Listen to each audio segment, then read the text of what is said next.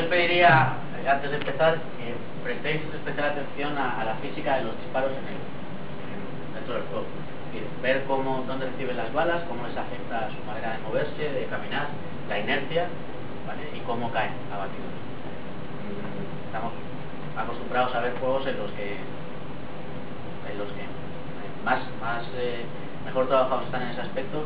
Suelen ser tres partes, tres troncos, piernas, tronco y cabeza o brazos, donde reciben los disparos y más o menos tienen animaciones prehechas para eso.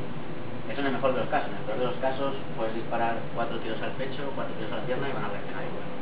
Entonces sí me gustaría que prestarais especial atención a esta parte. ¡Vale! ¡Espalda contra espalda!